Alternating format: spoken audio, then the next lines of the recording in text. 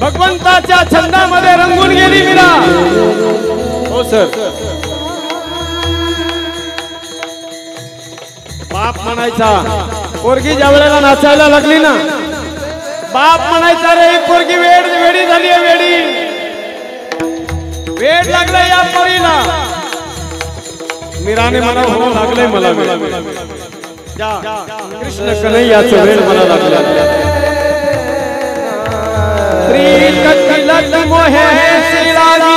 वाह क्या बात, हो गई मैं मतवारी बलि बलि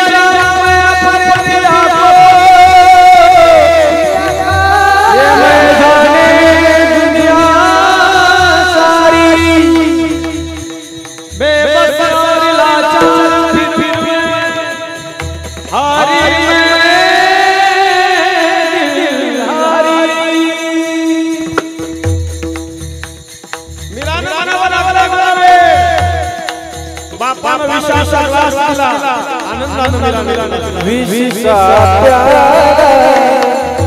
राजा जी भेजा पीवत पीवत विरास से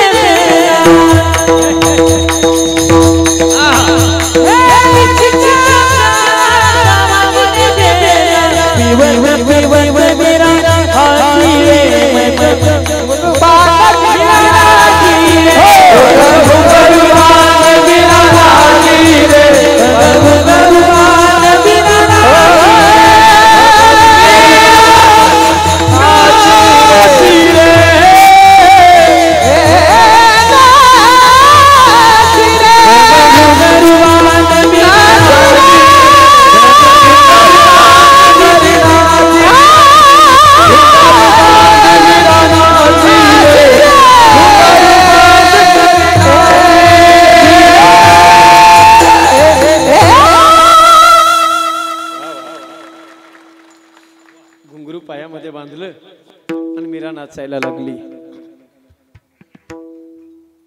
मीरा ज्या वेळेला नाचायला लागली सज्जन हो, लोक नाव ठेवू लागले, लोक म्हणू लागले अरे पोरगी पागल झाली, वेड लागलं या पोरीला। बाप म्हणायचा नुसती वेडी नाही, बाप कहे कुलनासी रे, अरे ही कुळाचा नाश करणारी पोरगी जन्माला आली आहे। शेवटी सज्जन हो, बापाला मुलगी प्यारी नाही वाटली, बापाला इज्जत प्यारी वाटली। बापानं पुरीला घरातून बाहेर काढलं सज्जन हो, गावातल्या लोकांनी मीरेला गावातून हाकलून दिलं। ऐका लक्ष देऊन, हाकललं मीरेला। भजन करणाऱ्या लोकांना त्रास होत असतो, एक लक्षात ठेवा। जी माणसं भजन करतात त्या लोकांना त्रास होतो, पण त्रास जरी झाला ना त्यांनी भजन सोडायचं नाही। किती त्रास होऊ द्या, भजन सोडायचं नहीं। ओमकार महाराज, भगवान ऐसे ही नहीं मिलते, भगवान को यदि पाना है तो कहते हैं भगवान गाने से और भगवान रोने से मिलते हैं। गाने से और रोने से परमात्मा मिलता है। मीरा ने हार नहीं मानली सज्जन हो, किती त्रास झाला, घरातून हाकललं एवढंच नाही, मेवाड प्रांतातली पोरगी संत मीरा सज्जना हो, त्या मेवाड राज्यातून तिला हाकलून दिलं। शेवटी मीरा वृंदावनामध्ये आली। त्या वृंदावनात भी काही साधू लोक म्हणायचे, अरे या पोरीनं भजन करायला सुरुवात केली आहे, अरे बाई माणसानं भजन करणं चांगलंय का, कीर्तनात नाचणं चांगलंय का? हे आज नाही बरं का, तेव्हापासून चालू आहे हे राडा. बायानं कीर्तन करू नाही, बाई माणसानं भजन करू नाही. काय कुठं डोके लावतात. ज्या माणसाला काहीच काम नाहीत ना ती माणसं इथे डोके लावतात. यांनी भजन करावं, त्यांनी भजन करू नये. काय करायचं? अरे सकळ अशी येते आहे अधिकार.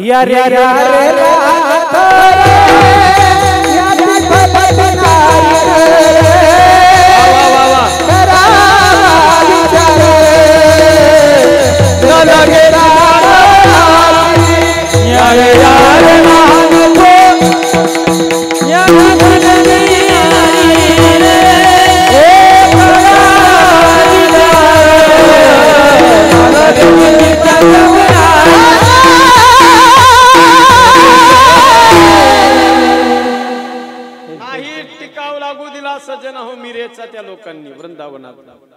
शेवटी मीरा शोध घेत होती, कुणीतरी माझा स्वीकार करेल. लक्ष देऊन ऐका मायबाप, कुणीतरी माझा स्वीकार करावा म्हणून मीरा शोध घेत होती. आणि मीरेच्या भाग्यानं एक महात्मा तिला भेटले आणि त्या महात्म्याचं नाव सज्जन हो संत रोहिदास महाराज. एक लक्षात घ्या, सगळ्या जगानं जिचा त्याग केला होता, जन्म देणाऱ्या बापानं जिचा त्याग केला होता ना महाराज, लक्षात घ्या. जन्म देणाऱ्या बापानं सुद्धा आपल्या प्रतिष्ठेचा विचार केला आणि पुरीला घरातून बाहेर हाकलून दिलं. गावानं आपल्या गावाच्या प्रतिष्ठेचा विचार केला, मुलीला हाकलून दिलं.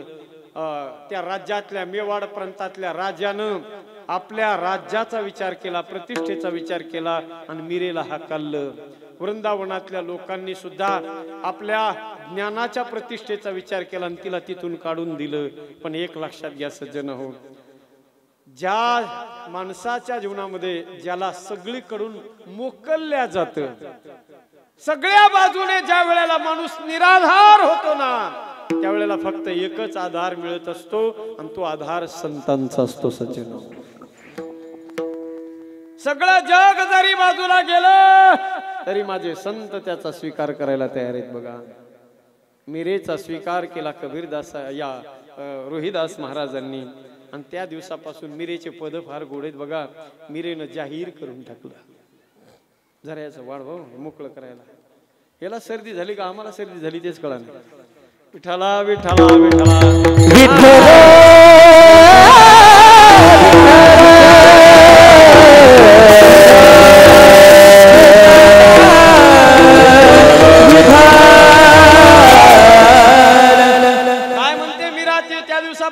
सज्जन हो, मीरेने सगळं जग मोकळून दिलं, सगळ्यांना सोडलं, फक्त आता गुरुच्या चरणाची सेवा धरली.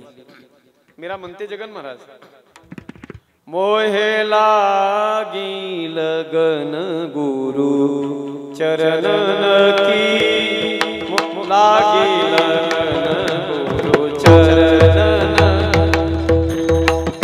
चरण बिना मोहे